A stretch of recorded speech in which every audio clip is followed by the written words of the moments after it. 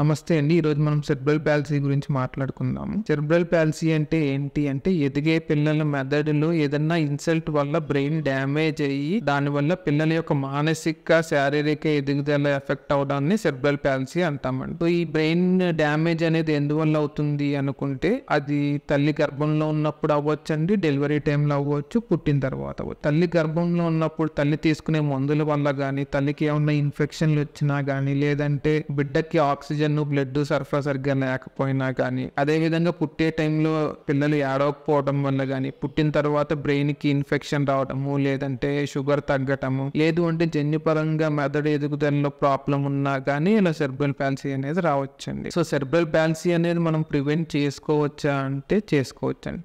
So తల్లి గర్భంలో ఉన్నప్పుడు తల్లికి ఫ్రీక్వెంట్గా చెకప్స్ చేయించడము, బిడ్డ బరువు సరిగ్గా పెరుగుతున్నాడా లేదా చూడటము, దాంతోపాటు రక్త ప్రసరణ సరిగ్గా ఉందా లేదా చూడటము, డెలివరీ టైంలో చిన్నపిల్లల డాక్టర్ గారు ఉండేలా చూసుకోవడము, ఏమన్నా ఏడవకపోతే వెంటనే ట్రీట్మెంట్ చేసుకునేలాగా చూసుకోవడము, చిన్నపిల్లలకి మెదడు ఇన్ఫెక్షన్ వస్తే గనక వెంటనే ఇన్ఫెక్షన్ ట్రీట్ చేసుకోవడము, బ్రెయిన్ డ్యామేజ్ని ప్రివెంట్ చేసుకోవచ్చండి. సో ఈ రిస్క్ ఫ్యాక్టర్స్ ఉన్న పిల్లలకి సెరెబ్రల్ పాల్సీ అనేది ముందుగానే గమనించుకుని సివియారిటీ అనేది తగ్గించుకోవచ్చు అంటే చేసుకోవచ్చండి. ఈ రిస్క్ ఫ్యాక్టర్స్ ఉన్న పిల్లల్లో ఎన్ఐసి నుంచి డిశ్చార్జ్ అయిన దగ్గర నుంచి రెగ్యులర్ గా ఫాలో అప్ అవటము, ఎదుగుదల అంతా టైం టు టైం ఉందా లేదా చూసుకోవడము, డిలే ఉంటే కనుక దానికి తొందరగా ట్రీట్మెంట్ స్టార్ట్ చేసుకుంటే తొందరగా మనకి ఎదుగుదల అనేది రావటము, మాటలు అనేది రావటము ఉంటుందండి. పిల్లల్లో ఏ ప్రాబ్లమ్స్ ఉంటాయి అంటే నడక అనేది లేటుగా రావటము, మాటలు లేటుగా రావటము, కాళ్ళు చేతులు వంకర పోవటము, ఫిట్స్ అనేది రావటము, తెలివితేటలు మానసిక ఎదుగుదల అనేది తక్కువ ఉండటము జరిగిద్దండి. సో మనం ట్రీట్మెంట్ వైజ్ ఏమేమి చేసుకోవచ్చు అంటే చిన్నపిల్లల్లో నడక రావడానికి ఫిజియోథెరపీ అనేది చాలా హెల్ప్ చేస్తుంది. ఫిజియోథెరపీ వల్ల కాళ్ళు చేతులు కొంకర్లు పడకుండా ఉంటే వచ్చినవి కూడా తగ్గడానికి హెల్ప్ చేస్తుంది. సో ఫిజియోథెరపీ సరిపోవట్లేదు అంటే కండరాలు లూజ్ చేయడానికి